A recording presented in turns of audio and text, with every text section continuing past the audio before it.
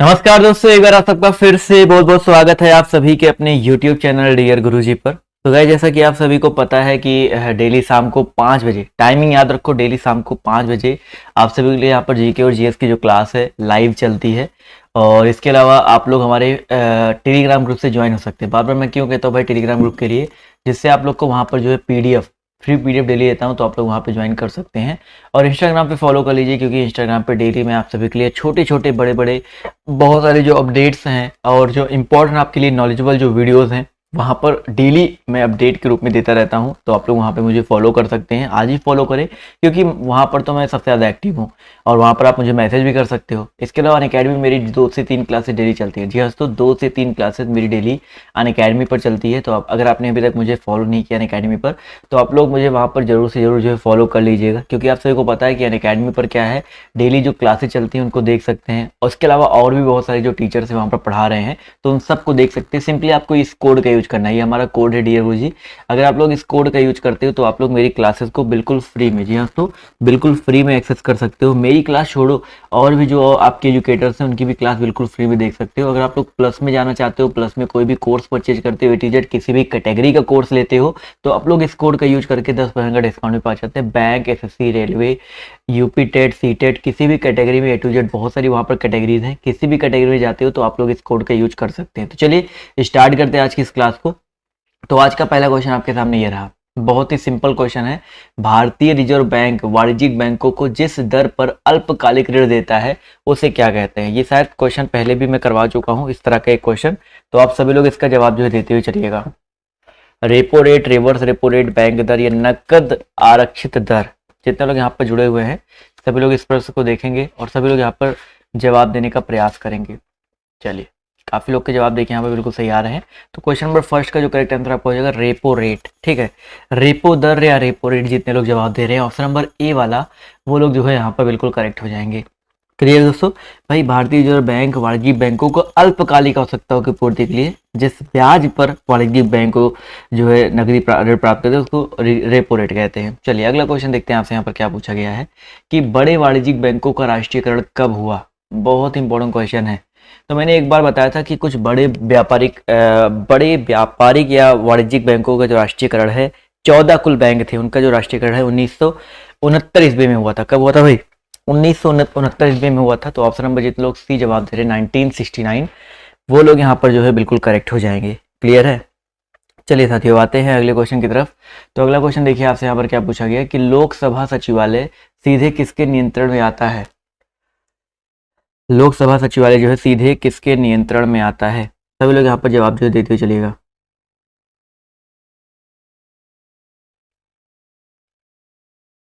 एक मिनट चाहिए और अभी जवाब देते हुए चलेगा।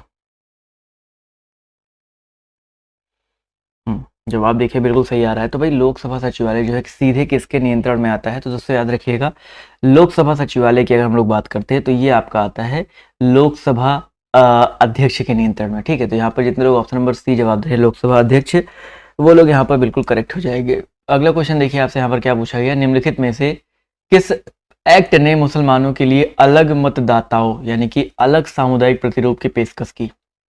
क्वेश्चन नंबर 4 का जो करेक्ट आंसर क्या हो जाएगा? चलिए भाई, जवाब देते हुए सब लोग चलिएगा। तो इसका जो करेक्ट आंसर आपका क्या हो जाएगा? निम्नलिखित में से किस एक्ट ने मुसलमानों के लिए अलग मतदाताओं की पेशकश की? तो 4 नंबर क्वेश्चन का जो करेक्ट आंसर है देखिए, 1909 एक्ट ऑफ, जो आपका भारतीय परिषद नियम 1909, जिसको हम लोग एक और नाम से जानते हैं, किसी को आइडिया है? मार्ली मिंटो सुधार। ये बेसिकली पारित किया गया था, यूके की पार्लियामेंट द्वारा पारित किया गया था। तो यहाँ पर याद रखिएगा, ऑप्शन नंबर बी जितने लोग जवाब दे रहे हैं वो लोग यहाँ पर बिल्कुल करेक्ट हो जाएंगे। अगला क्वेश्चन देखिए आपसे यहाँ पर क्या पूछा गया, ध्यान से देखिएगा और सभी लोग जवाब देने का प्रयास कीजिए। चोलों के समय बृहदेश्वर मंदिर कहाँ पर स्थित है? क्वेश्चन नंबर 5 है, इसका जवाब देते हुए चलिएगा। चोलों के समय जो आपका बृहदेश्वर मंदिर है आपका कहाँ पर अवस्थित है? 5 नंबर प्रश्न है, जवाब देखिए यहाँ पर आना शुरू हो गया है। तो इसका जो करेक्ट आंसर आपका क्या हो जाएगा? चलिए भाई, काफी लोग के जवाब देखिए यहाँ पर बिल्कुल सही आ रहे हैं। तो भाई याद रखिएगा, चोलों के समय जो आपका बृहदेश्वर मंदिर है वो आपका अवस्थित है तंजावुर में। कहाँ पे भाई? तंजावुर में स्थित है। इसका निर्माण जो है प्रथम राजराज चोल ने करवाया था। तो यहाँ पर जितने लोग जवाब दे रहे हैं ऑप्शन नंबर सी, वो लोग यहाँ पर बिल्कुल करेक्ट हो जाएंगे। चलिए भाई, अगला क्वेश्चन देखिए आपसे यहाँ पर क्या बोला गया है। वातावरण में क्लोरोफ्लोरोकार्बन उत्सर्जन पर प्रतिबंध लगाने संबंधी प्रथम प्रोटोकॉल कहाँ बना था? चलिए भाई, 1 मिनट रुक जाइए।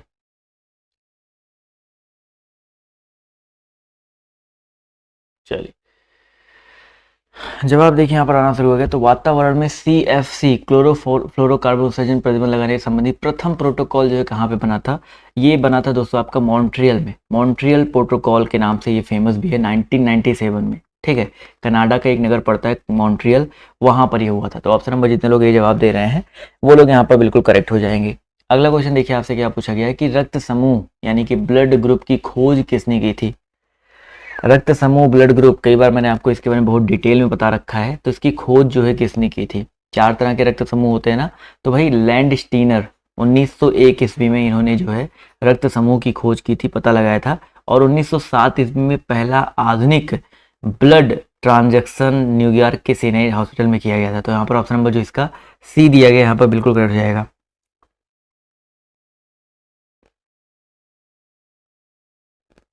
चलिए, अगला क्वेश्चन देखिए आपसे यहाँ पर क्या बोला गया है, ध्यान से देखिएगा। जो प्रोग्राम एक सिस्टम के फंक्शन को दूसरे सिस्टम पर नकल करेगा उन्हें क्या कहते हैं?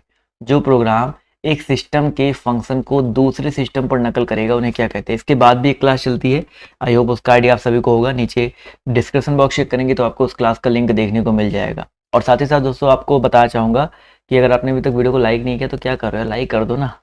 क्वेश्चन नंबर 9 का जो करेक्ट आंसर आपका क्या हो जाएगा? Option number A emulator. तो यहाँ पर जितने लोग एम्यूलेटर जवाब दे रहे हैं वो लोग यहाँ पर देखिए, कभी कभी एमुलेटर क्या होता है, कभी कभी आपने देखा होगा लोग मोबाइल का जो फंक्शन है एंड्रॉयड या जो भी चीज़ है वो सिस्टम में पीसी में कुछ एप्लीकेशंस की मदद से जो यूज करते हैं उसी एप्लीकेशंस को एमुलेटर बोला जाता है।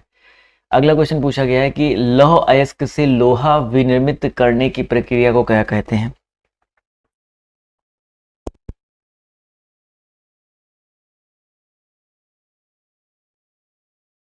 चलिए, इसका जवाब देखिए क्या हो जाएगा। 1 मिनट चाहिए।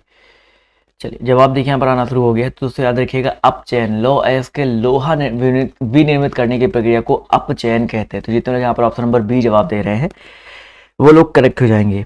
ठीक है, चलिए, बहुत ही अच्छा क्वेश्चन है। अगला क्वेश्चन देखिए आपसे यहाँ पर क्या पूछा गया है, ध्यान से देखिएगा कि वर्षा वन में किस पेड़ की छत्र के नीचे जो वनस्पति उगती है उसे क्या कहते हैं?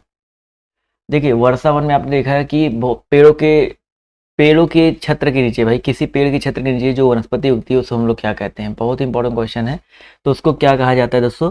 Under story. Very important question भाई। अंडर स्टोरी किसी जंगल या जंगली क्षेत्रों में वनस्पति के नीचे पाई जाने वाली परत होती है और मुख्यतः पेड़ और झाड़ियाँ फॉरेस्ट तथा फॉरेस्ट की जमीन के बीच में ही उगते हैं। तो ऑप्शन नंबर जितने लोग सी जवाब दे रहे हैं वो लोग यहाँ पर बिल्कुल करेक्ट हो जाएंगे।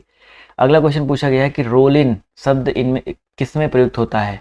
रोल इन शब्द जो है किसमें प्रयुक्त होता है? 12 नंबर क्वेश्चन है, सभी लोग जवाब जो देते हुए चलिएगा। इसका जो करेक्ट आंसर आपका क्या हो जाएगा? जवाब देखिए बिल्कुल सही आ रहा है। तो क्वेश्चन नंबर 12 की अगर हम बात करते हैं तो याद रखिएगा option number C, role in शब्द जो है प्रयोग हॉकी खेल में किया जाता है। तो जितने लोग यहाँ पर सी जवाब दे रहे हैं वो लोग यहाँ पर बिल्कुल करेक्ट हो जाएंगे। अगला क्वेश्चन पूछा गया कि निम्नलिखित विकल्पों में से भारत का सबसे व्यस्त अंतर्राष्ट्रीय बंदरगाह कौन सा है? वेरी इंपॉर्टेंट क्वेश्चन है, सभी लोग जवाब जो है देते हुए चलिएगा। जवाब देखिए यहाँ पर आना शुरू हो गया है। तो याद रखिए दोस्तों मुंबई। मुंबई जितने लोग जवाब दे रहे हैं वो लोग यहाँ पर बिल्कुल करेक्ट हो जाएंगे। अगला क्वेश्चन देखिए आपसे यहाँ पर क्या पूछा गया है, भारत के संविधान की उद्देशिका में धर्मनिरपेक्ष शब्द कौन से संविधान से जोड़ा गया? बहुत इंपॉर्टेंट क्वेश्चन है भाई। चलिए भाई, पंथ निरपेक्ष, धर्मनिरपेक्ष, राष्ट्र की अखंडता, समाजवादी, ऐसे जो शब्द हैं 42वें संविधान संशोधन में जोड़े गए थे। 42 नंबर के जो अमेंडमेंट हुआ था। तो यहाँ पर ऑप्शन नंबर जो इसका बी दिया गया यहाँ पर बिल्कुल करेक्ट हो जाएगा। चलिए, अगला क्वेश्चन देखिए आपसे कहाँ पूछा गया है, ध्यान से देखिएगा। अगले क्वेश्चन की अगर हम बात करते हैं तो इनकलाब जिंदाबाद का नारा किसने दिया था? इनकलाब जिंदाबाद ये नारा जो है किसने दिया था? बहुत इंपॉर्टेंट रोड, शायद आई होप सबको पता होगा, भगत सिंह का नारा था, ठीक है। इनकलाब जिंदाबाद, क्रांति की जंग हो, इसका मतलब क्या होता है भाई, क्रांति की जंग हो, इनकलाब जिंदाबाद। इस नारे को भगत सिंह ने और उनके साथियों ने दिल्ली असेंबली में 8 अप्रैल 1929 ईस्वी को एक धमाका करने वाले बम फोड़ते हुए जो है बुलंद किया था इनकलाब जिंदाबाद का नारा। अगला क्वेश्चन पूछा गया कि विश्व की सबसे बड़ी coral reef, great barrier reef कहाँ पर स्थित है। 16 नंबर क्वेश्चन का जवाब जो है देते हुए चलिएगा।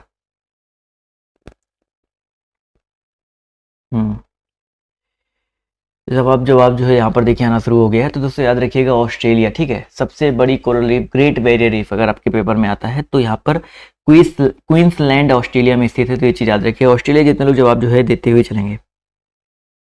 चलिए, बिल्कुल सही बात है, जवाब देखिए यहाँ पे बिल्कुल सही है। अगला क्वेश्चन देखिए आपसे क्या पूछा है कि मस्तिष्क में दृश्य सूचना के विकोडन और व्याख्या का संबंध किससे है। चलिए भाई, जवाब जो है देते हुए चलिएगा। जवाब देखिए आना शुरू हो गया है। तो मस्तिष्क में दृश्य सूचना के विकोडन और व्याख्या का संबंध जो है कौन से भाग में है, तो आपको ये बताना है। तो याद रखिए दोस्तों, यहाँ पर कनपट्टी की जो पाली होती है, कनपट्टी और पीछे वाली होती है, एक मध्य पाली होता है, एक आपका पश्च पाली, एक आपका सामने वाला होता है। तो ये तो टोटल होते हैं। तो यहाँ पर कनपट्टी जितने लोग जवाब दे रहे हैं वो लोग यहाँ पर बिल्कुल करेक्ट हो जाएंगे। अगला क्वेश्चन देखिए आपसे क्या पूछा है, फ्लेमिंग का वाम हस्त का नियम किससे संबंधित है। बचपन में मतलब बहुत पढ़ रखा होगा क्लास 11-12 में। फ्लेमिंग का बाएं हाथ का नियम बताओ भैया। आप लोग ऐसे एल बना लेते थे हाथों से और करते थे, सीखते थे। जो लोग साइन साइड वाले होंगे उनको अच्छे से पता होगा। तो धारा पर चुंबकीय क्षेत्र, ठीक है। जितने लोग यहाँ पर जवाब दे रहे हैं ऑप्शन नंबर डी, वो लोग यहाँ पर बिल्कुल करेक्ट हो जाएंगे। अगला क्वेश्चन पूछा गया, एक घोल किसका कोलाइडी विलयन होता है।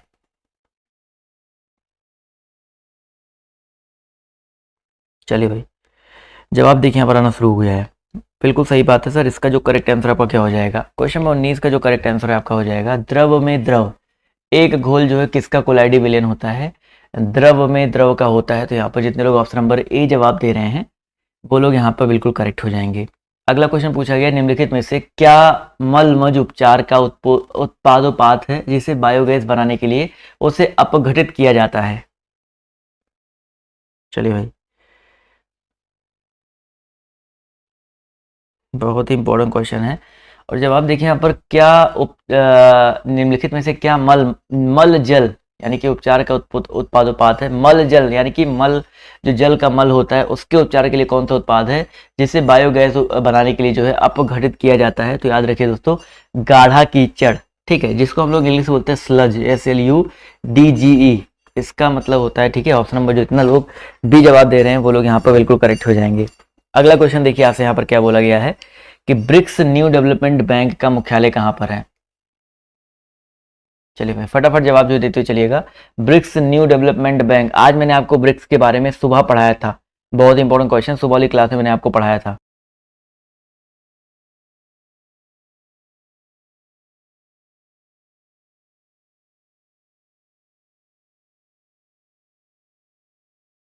जवाब देखिए यहाँ पर आना शुरू हो गया, माफ कीजिएगा, आवाज अभी आ रही है ना। ब्रिक्स का मुख्यालय जो है कहाँ पर है, तो 21 का जो करेक्ट आंसर आपको हो जाएगा संघाई। जितने लोग संघाई जवाब दे रहे हैं ऑप्शन नंबर ए, वो लोग यहाँ पर बिल्कुल करेक्ट हो जाएंगे। अगला क्वेश्चन पूछा है, निम्नलिखित में से कौन सा इलाका इराकी शहर टिग्रिस नदी के किनारे बसा हुआ है। टिग्रिस नदी के किनारे, बहुत इंपॉर्टेंट क्वेश्चन है, आई होप सबको पता होगा। सभी लोग जवाब जो है देते हुए चलिएगा। तो टिग्रिस नदी के किनारे जो आपका बगदाद है, ठीक है, बगदाद जितने लोग जवाब दे रहे हैं, इराक की राजधानी है और ये टिग्रिस नदी के किनारे अवस्थित है, ठीक है। तो जितने लोग यहाँ पर जवाब दे रहे हैं ऑप्शन नंबर ए, वो लोग यहाँ पर बिल्कुल कर रहे हैं, करेक्ट हो जाएंगे। अगला क्वेश्चन पूछा गया है कि मानव विकास सूचकांक कौन तैयार करता है।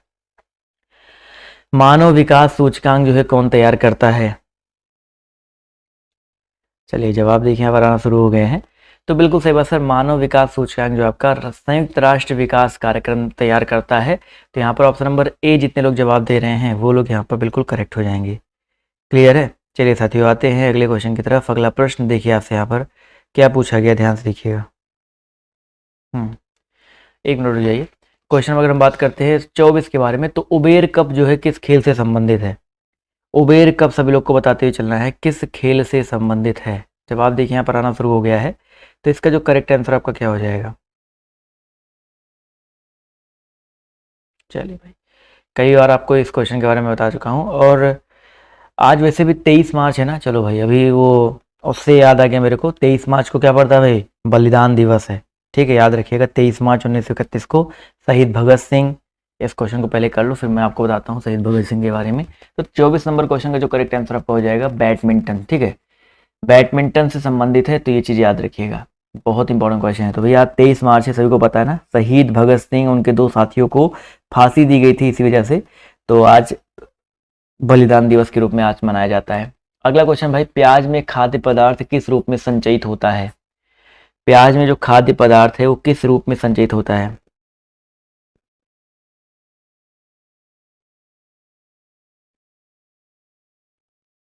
चलिए, बहुत अच्छी बात है, काफी लोग यहाँ पर जवाब जो है यहाँ पर देते हुए चलेंगे।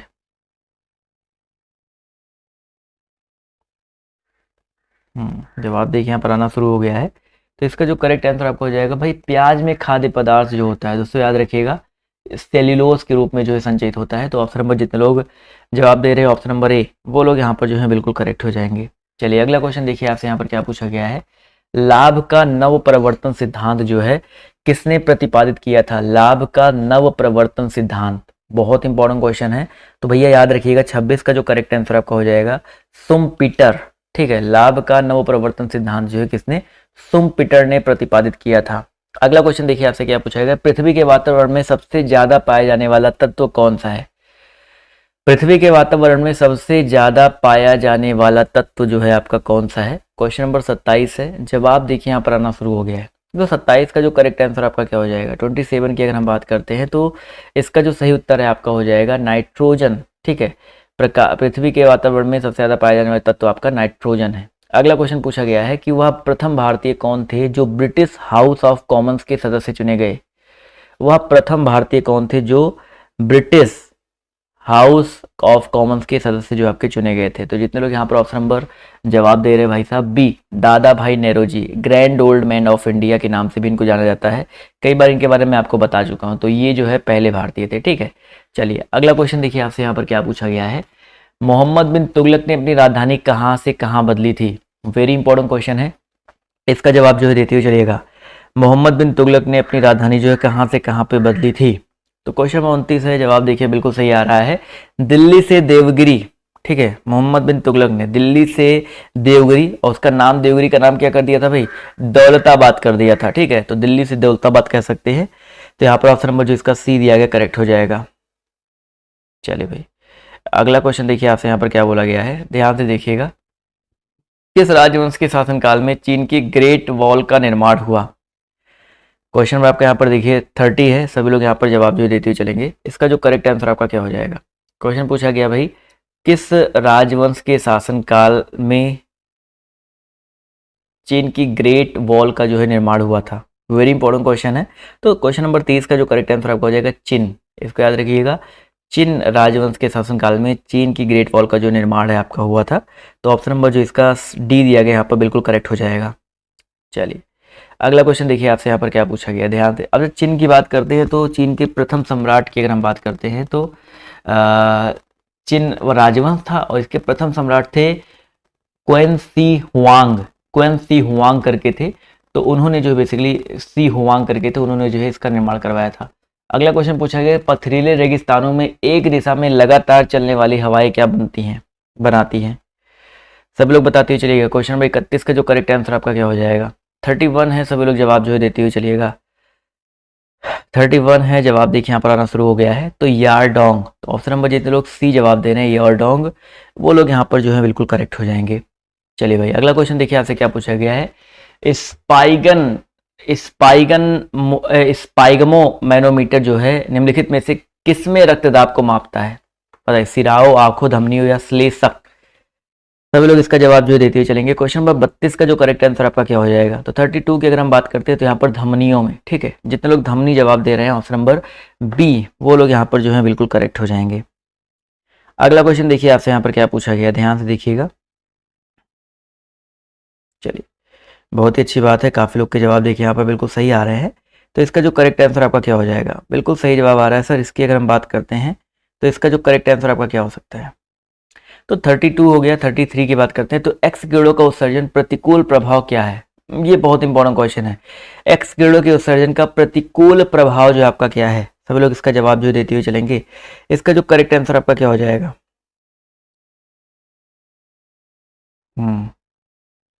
जवाब देखिए यहाँ पर आना शुरू हो गया है। तो इसका जो करेक्ट आंसर आपका क्या हो जाएगा? बिल्कुल सही बात सर। एक्स किरणों का उत्सर्जन जो है, इसका प्रतिकूल प्रभाव जो आपका क्या है? 33 की अगर हम बात करते हैं तो यहाँ पर याद रखिएगा प्रकाश वैद्युत प्रभाव। ठीक है, ऑप्शन नंबर डी जितने लोग जवाब दे रहे हैं प्रकाश वैद्युत प्रभाव, वो लोग यहाँ पर जो है बिल्कुल करेक्ट हो जाएंगे। अगला क्वेश्चन देखिए आपसे क्या पूछा गया है, वाईमैक्स का फुल फॉर्म बताते हुए चलना है।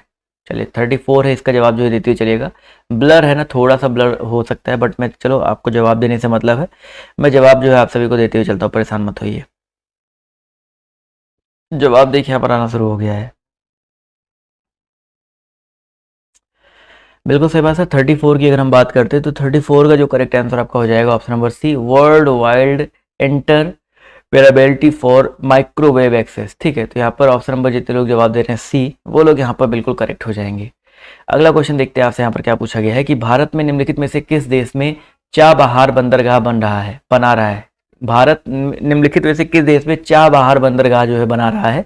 35 है इसका जो करेक्ट आंसर आपका क्या हो जाएगा? सभी लोग जवाब जो है देते हुए चलिएगा। तो ईरान याद रखिएगा, जितने लोग यहाँ पर ईरान जवाब दे रहे हैं ऑप्शन नंबर सी, वो लोग यहाँ पर बिल्कुल करेक्ट हो जाएंगे। वेरी इंपॉर्टेंट क्वेश्चन है, इसको नोट डाउन कर लीजिएगा। अगला क्वेश्चन भाई, विवेकानंद शिला स्मारक कहाँ पे स्थित है? विवेकानंद शिला स्मारक कहाँ पे स्थित है? चलिए भाई जवाब देखिए यहाँ पर आना शुरू हो गया। तो भाई विवेकानंद शिला स्मारक जो है कहाँ पर अवस्थित है? तो यहाँ पर जो करेक्ट आंसर आपका क्या हो जाएगा? ऑप्शन नंबर डी हो जाएगा, कन्याकुमारी। बहुत कम लोग के जवाब देखिए यहाँ पर आ रहे हैं, कन्याकुमारी यहाँ पर जो है बिल्कुल करेक्ट हो जाएगा। चलिए भाई अगला क्वेश्चन देखिए आपसे यहाँ पर क्या पूछा गया, ध्यान से देखिएगा और सभी लोग जवाब देने का प्रयास कीजिएगा। बहुत आसान क्वेश्चन है, सबको पता होगा। स्वराज्य मेरा जन्म सिद्ध अधिकार है, और ये कथन जो है किसने कहा था, और मैं इसे लेकर के रहूंगा। सभी लोग यहाँ पर जवाब जो है देते हुए चलिएगा। इसका जो करेक्ट आंसर आपका क्या हो जाएगा? चलिए भाई जवाब देखिए यहाँ पर आना शुरू हो गया है। तो इस प्रश्न की अगर हम बात करते हैं इसके उत्तर की, तो सभी लोग यहाँ पर जवाब जो देने का प्रयास करिए, क्या हो जाएगा? चलिए भाई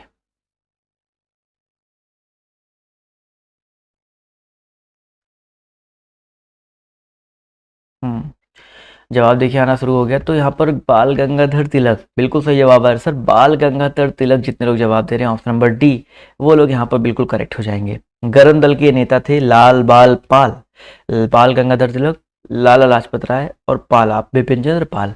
विश्व की सबसे लंबी और सबसे गहरी रेल सुरंग गोथाई बेस सुरंग जो है किस देश में अवस्थित है? चलिए भाई गोथाई बेस सुरंग जो है किस देश में अवस्थित है? सभी लोग जवाब जो है देते हुए चलिएगा। चलिए भाई क्वेश्चन आपके यहाँ पर देखिए 38 है, जवाब देखिए आना शुरू हो गया है। तो याद रखिएगा स्विट्जरलैंड। ठीक है, स्विट्जरलैंड जितने लोग जवाब दे रहे हैं ऑप्शन नंबर सी, वो लोग जो है यहाँ पर बिल्कुल करेक्ट हो जाएंगे। क्लियर है? अगला क्वेश्चन देखिए आपसे यहाँ पर क्या पूछा गया है, ध्यान से देखिएगा। क्वेश्चन नंबर अगर हम बात करते हैं किसके बारे में भाई, क्वेश्चन नंबर 39 के बारे में बात करते हैं। तो सीडो का संबंध किसके विकास से है? सीडो का संबंध जो आपका किसके विकास से है? सभी लोग यहाँ पर जवाब जो देते हुए चलिएगा। इसका जो करेक्ट आंसर आपका क्या हो जाएगा? जवाब देखिए यहाँ पर आना शुरू हो गया। तो सीडो की बात करते हैं तो इसका संबंध जो आपका किसके विकास से है? लघु उद्योग। देखो SIDO small industries development organisation 1954 में इसकी स्थापना हुई थी और ये लघु उद्योग से संबंधित है। अगला क्वेश्चन पूछा गया, व्हीलर द्वीप का नया नाम बताओ क्या भाई? व्हीलर द्वीप का नया नाम जो बताते हुए चलिएगा क्या है? जवाब देखिए यहाँ पर आना शुरू हो गया। तो क्वेश्चन नंबर 40 का जो करेक्ट आंसर आपका क्या हो जाएगा? बिल्कुल सही जवाब है सर। व्हीलर द्वीप की अगर हम बात करते हैं तो इसका जो करेक्ट आंसर आपका हो जाएगा अब्दुल कलाम द्वीप। वेरी वेरी इंपॉर्टेंट क्वेश्चन है। अब्दुल कलाम द्वीप जितने लोग जवाब दे रहे हैं वो लोग यहाँ पर बिल्कुल करेक्ट हो जाएंगे। अगला क्वेश्चन पूछा गया, मोहनजोदड़ो में सबसे बड़ी इमारत कौन सी है? मोहनजोदड़ो में सबसे बड़ी इमारत जो आपकी कौन सी है? क्वेश्चन नंबर 41 है, इसका जवाब जो देते हुए चलिएगा। तो 41 का जो करेक्ट आंसर आपका हो जाएगा दोस्तों ग्रेट ग्रैनरी। ठीक है, मोहनजोदड़ो में सबसे बड़ी इमारत कौन सी भाई? ग्रेट ग्रैनरी है। तो जितने लोग यहाँ पर ऑप्शन नंबर बी जवाब दे रहे हैं वो लोग यहाँ पर बिल्कुल करेक्ट हो जाएंगे। चलिए अगला क्वेश्चन देखिए पूछा गया है, सूचना के रूप में दूर संवेदी डाटा दर्शाने का एक सामान्य फॉर्म किस रूप में विकसित है? क्वेश्चन नंबर 42 है, इसका जवाब जो है सभी लोग देते हुए चलिएगा। सूचना के रूप में दूर संवेदी डाटा दर्शाने के लिए एक सामान्य फॉर्म जो है किस रूप में है, तो यहाँ पर जो है इसका जो करेक्ट आंसर आपका क्या हो जाएगा, ऑप्शन नंबर ए हो जाएगा भाई, विषयक मानचित्र। ठीक है, विषयक मानचित्र जितने लोग जवाब दे रहे हैं ऑप्शन नंबर ए, वो लोग यहाँ पर जो है बिल्कुल करेक्ट हो जाएंगे। वेरी इंपॉर्टेंट क्वेश्चन है, काफी लोग यहाँ पर देखिए सही जवाब दे रहे हैं। भाखड़ा नागल परियोजना, वेरी इंपॉर्टेंट क्वेश्चन है। इस परियोजना से कई बार आपके पेपर में क्वेश्चन, बहुत सारी परियोजनाओं से जो आपके पेपर में क्वेश्चन जो है बार बार रिपीट करके रिपीट मोड में पूछे जाते हैं। तो पंजाब और हिमाचल, ठीक है, पंजाब और हिमाचल में आपका ये सतलुज नदी पर अवस्थित है। तो यहाँ पर जितने लोग सतलुज जवाब दे रहे हैं बोले तो ऑप्शन नंबर बी जवाब दे रहे हैं, वो लोग यहाँ पर बिल्कुल करेक्ट हो जाएंगे। क्लियर है। चलिए साथियों आते हैं अगले क्वेश्चन पर। तो सौर सेलों के जिस समूह को एक निश्चित पैटर्न में एक साथ जोड़ दिया जाता है उसे क्या कहते हैं। 44 नंबर क्वेश्चन है, सब लोग यहाँ पर जवाब जो देते हुए चलिएगा। इसका जो करेक्ट आंसर आपका क्या हो जाएगा, जवाब देखिए यहाँ पर आना शुरू हो गया है। तो इसका जो करेक्ट आंसर आपका क्या हो जाएगा 44। इसकी अगर हम बात करते हैं तो इसका जो करेक्ट आंसर आपका हो जाएगा सौर सेल पैनल। ठीक है, सौर सेल पैनल जितने लोग जवाब दे रहे हैं बिल्कुल सही बात है। ऑप्शन नंबर जितने लोग डी जवाब दे रहे हैं वो लोग यहाँ पर बिल्कुल करेक्ट हो जाएंगे। चलिए अगला क्वेश्चन देखिए आपसे यहाँ पर क्या पूछा गया, ध्यान से देखिएगा। क्वेश्चन अगर हम बात करते हैं 45 के बारे में, तो सीमेंट का रासायनिक संयोजन जो आपका क्या है, सीमेंट का रासायनिक संयोजन जो आपका क्या है। 45 नंबर क्वेश्चन है, सभी लोग यहाँ पर जवाब जो देने का प्रयास करेंगे। चूना पत्थर, मिट्टी और जिप्सम, जितने लोग यहाँ पर जवाब दे रहे हैं ऑप्शन नंबर बी, वो लोग यहाँ पर बिल्कुल करेक्ट हो जाएंगे। चूना पत्थर, मिट्टी और जिप्सम, तो जितने लोग यहाँ पर ऑप्शन नंबर बी जवाब दे रहे हैं वो लोग यहाँ पर बिल्कुल करेक्ट हो जाएंगे। अगला क्वेश्चन देखिए आपसे क्या पूछा गया है। मुख्य समुद्र से, एक मिनट रुक जाइए, अब जवाब दीजिए, अब दीजिए जवाब। मुख्य समुद्र से संकीर्ण पट्टी द्वारा आंशिक रूप से या पूरी तरह से अलग किया गया समुद्री जल के विस्तार को क्या कहते हैं। क्वेश्चन नंबर 46 है, इसका जवाब जो सभी लोग देने का प्रयास करेंगे। इसका जो करेक्ट आंसर आपका क्या हो जाएगा। चलिए भाई, क्वेश्चन नंबर आपका यहाँ पर देखिए 46 है, जवाब देखिए बिल्कुल सही आ रहा है। तो 46 का जो करेक्ट आंसर आपका क्या हो जाएगा, ऑप्शन नंबर सी हो जाएगा, लैगून। लैगून के बारे में मैंने आपको बता रखा है कि लैगून जो है आपका यहाँ पर करेक्ट हो जाएगा। अगला क्वेश्चन पूछा गया आपसे, यहाँ पर ध्यान से देखिएगा। क्वेश्चन अगर हम बात करते हैं किसके बारे में, एक मिनट जाइए, सिग्मो एंड कोलन जो है किसका भाग है। क्वेश्चन नंबर 47, इसका जवाब दीजिए भाई। सिग्मो एंड कोलन जो है किसका भाग है। छोटी आंत, ग्रसनी, बड़ी आंत, मलाशय। आज देखिए बड़े इंपॉर्टेंट क्वेश्चन आप सभी के लिए यहाँ पर देखने को मिल रहे हैं, तो बिल्कुल भी आप लोग को एक भी क्वेश्चन मिस नहीं करना है। तो सिग्मोइड कोलन जो है किसका भाग है, तो साथियों याद रखिएगा बड़ी आंत का। ठीक है, किसका भाग है भाई, बड़ी आंत का भाग है। तो जितने लोग यहाँ पर ऑप्शन नंबर बी जवाब दे रहे हैं वो लोग यहाँ पर बिल्कुल करेक्ट हो जाएंगे। अगला क्वेश्चन पूछा गया है कि अराजकतापूर्ण तथा क्रांतिकारिता विरोध कानून 1919 ईस्वी में किस लोकप्रिय रूप में जाना जाता था। 48 का जो करेक्ट आंसर आपका क्या हो जाएगा। चलिए भाई 48 है, जवाब देखिए आना शुरू हो गया है। तो याद रखिए दोस्तों यहाँ पर रॉलेट एक्ट 1919 बोल दिया गया ना, तो 1919 में रॉलेट एक्ट लागू किया गया था और इसके अनुसार किसी भी संदेहास्पद व्यक्ति को जो बिना मुकदमा चलाए जो है गिरफ्तार किया जा सकता है, परंतु उसके विरुद्ध कोई ना कोई अपील, ना कोई दलील, ना कोई वकील जो है किया जा सकता है। मतलब सोच सकते हैं कि आप मतलब कि किस तरह का ये कानून था। ऑप्शन नंबर जितने लोग ए जवाब दे रहे हैं वो लोग यहाँ पर बिल्कुल करेक्ट हो जाएंगे। इसके विरुद्ध जो है देशव्यापी हड़ताल भी करवाई गई थी 6 अप्रैल को, तो ये चीज़ याद रखिएगा। अगला क्वेश्चन पूछा गया है कि मांसपेशी को हड्डी से जोड़ने वाला ऊतक को क्या कहते हैं। मांसपेशियों को हड्डी से जोड़ने वाले ऊतक को क्या कहा जाता है। सभी लोग यहाँ पर जवाब जो देते हुए चलेगा। इसका जो करेक्ट आंसर आपका क्या हो जाएगा, जवाब देखिए यहाँ पर आना शुरू हो गया है। तो भैया याद रखिएगा इसका जो करेक्ट आंसर आपका क्या हो सकता है। सभी लोग यहाँ पर जवाब जो है देने का प्रयास करेंगे और काफी लोग के जवाब देखिए यहाँ पर बिल्कुल सही आ रहे हैं। क्वेश्चन अगर हम बात करते हैं 49 के बारे में, तो दोस्तों याद रखिएगा टेंडन, बहुत इंपॉर्टेंट क्वेश्चन है, टेंडन कहते हैं, बहुत इंपॉर्टेंट क्वेश्चन है। तो यहाँ पर जितने लोग tendon attaching a muscles to bone, मांसपेशी को हड्डी से जोड़ने वाले ऊतक को टेंडन कहा जाता है। ऑप्शन नंबर जितने लोग सी जवाब दे रहे हैं वो लोग यहाँ पर बिल्कुल करेक्ट हो जाएंगे। चलिए साथियों आते हैं अगले क्वेश्चन पर। तो अगला क्वेश्चन देखिए आपसे यहाँ पर क्या पूछा गया है, भारतीय नागरिकता किसके द्वारा दी जाती है। भारतीय नागरिकता जो है किसके द्वारा दी जाती है, इसका जवाब जो है सभी लोग देते हुए चलिएगा। इसका जो करेक्ट आंसर आपका क्या हो जाएगा, जवाब देखिए यहाँ पर आना शुरू हो गया है। तो अगर हम बात करते हैं दोस्तों भारतीय नागरिकता के बारे में, तो भारतीय नागरिकता जो है दी जाती है, देखिए भारतीय नागरिकता की बात हो रही है, भारत के राष्ट्रपति। वैसे भारतीय नागरिकता जो है संबंधी जो प्रावधान है वो आपको संविधान के भाग 2 अनुच्छेद 5 से 11 के बीच में देखने को मिल जाएगा। और ये जो दायित्व तो सौंपा गया है गृह मंत्रालय को सौंपा गया है, ठीक है, गृह मंत्रालय को ये दायित्व सौंपा गया है। तो जितने लोग यहाँ पर ऑप्शन नंबर सी जवाब दे रहे हैं वो लोग यहाँ पर जो है बिल्कुल करेक्ट हो जाएंगे। तो ये रहे दोस्तों आज के कुछ इंपॉर्टेंट क्वेश्चंस। और लेकिन आप लोग अगली क्लास में और भी जो इंपॉर्टेंट चीज़ें देखने को मिलने वाली है। इसका पीडीएफ डाउनलोड करने के लिए आप लोग हमारे टेलीग्राम ग्रुप से जुड़ सकते हैं, इंस्टाग्राम पे फॉलो करना मत भूलिएगा। तो आज की इस क्लास में सिर्फ इतना ही। अभी के लिए बाय बाय, टेक केयर, जय हिंद, जय भारत। मिलते हैं आप सभी से नेक्स्ट वीडियो में। धन्यवाद।